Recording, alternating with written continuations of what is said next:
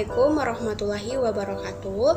Perkenalkan, nama saya Dwi Artikayani dengan MPM A1J021028 dari kelas PNF 2B, mata kuliah Pengelolaan Pendidikan dengan dosen pengampu Dr. Muhammad Kristiawan MPD. Baiklah, pada kesempatan kali ini saya akan menjelaskan materi konsep dasar manajemen pendidikan. Untuk yang pertama, pengertian manajemen. Manajemen berasal dari kata Latin, dari kata manus yang artinya tangan, dan agere yang berarti melakukan. Kata-kata ini digabung menjadi manajer yang bermakna mengenai sesuatu, mengatur, membuat sesuai seperti apa yang kita inginkan dengan mendayagunakan seluruh sumber daya yang ada menurut Asmendari 2012. Dan untuk yang kedua, pengertian pendidikan. Pendidikan adalah usaha sadar dan terencana untuk mewujudkan suasana belajar dan proses pembelajaran agar peserta didik secara aktif mengembangkan potensi dirinya untuk memiliki kekuatan keagamaan, pengendalian diri, kepribadian dan kecerdasan, dan akhlak mulia, serta keterampilan yang diperlukan dirinya, masyarakat, bangsa, dan negara. Baiklah, yang ketiga yaitu pengertian manajemen pendidikan. Manajemen pendidikan menurut Purwanto 1970 adalah semua kegiatan sekolah dari yang meliputi usaha-usaha besar seperti mengenai perumusan polik, pengarahan urusan-urusan besar, koordinasi, konsultasi, dan kontrol pelengkapan, dan seterusnya sampai kepada usaha-usaha kecil dan sederhana seperti menjaga sekolah dan sebagainya.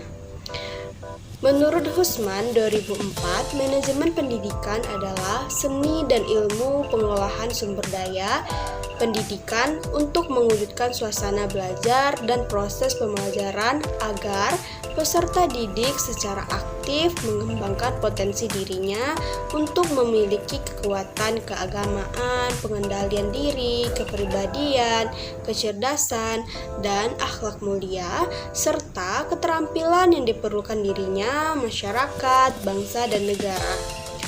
Baiklah, yang selanjutnya yaitu unsur-unsur manajemen pendidikan. Yang pertama, man atau manusia, yang kedua material atau barang, yang ketiga ada mekanik atau mesin, yang keempat money atau uang, yang kelima ada method atau metode, yang keenam ada market atau pasar, dan yang ketujuh ada minutes atau waktu. Baiklah, berikutnya dalam teori organisasi klasik yang pertama kali dikenalkan oleh Fagnol 1949, manajemen membahas beberapa hal seperti yang pertama, teknikal, yaitu kegiatan memproduksi dan mengorganisasikannya dalam kaitannya dengan pendidikan.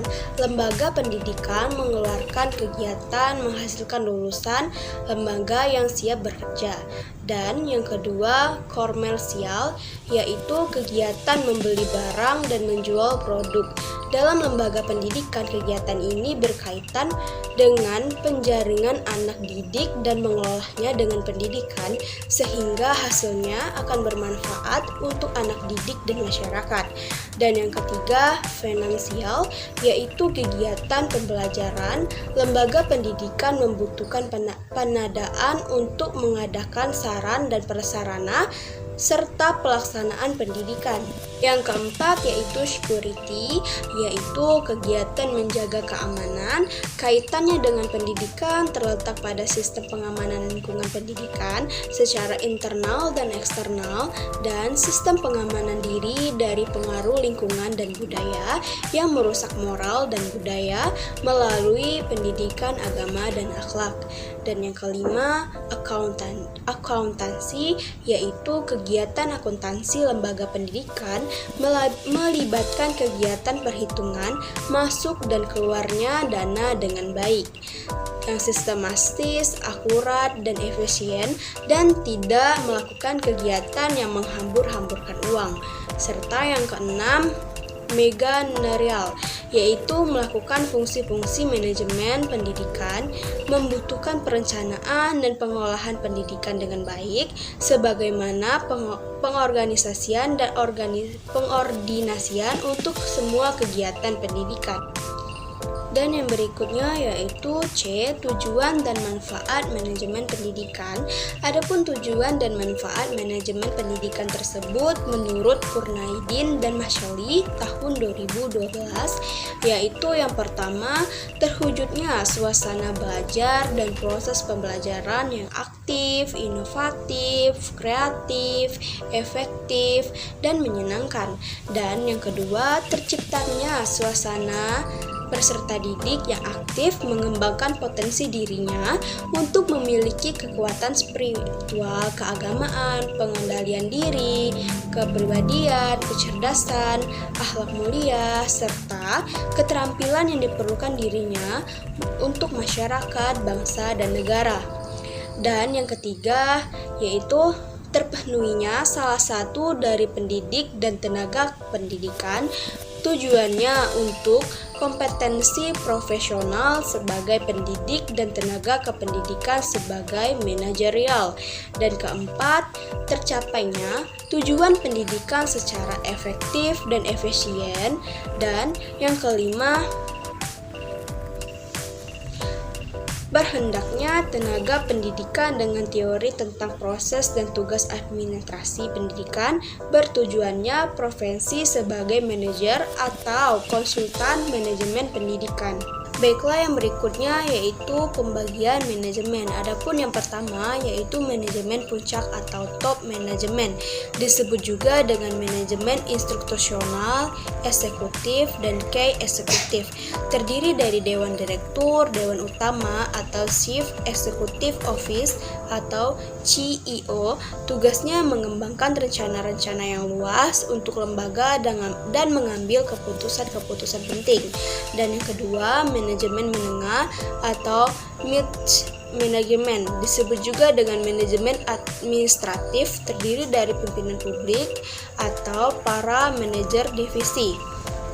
Tugasnya bertanggung jawab untuk mengembangkan rencana-rencana operasional yang lebih luas dan menetapkan rencana yang dibuat oleh manajer puncak.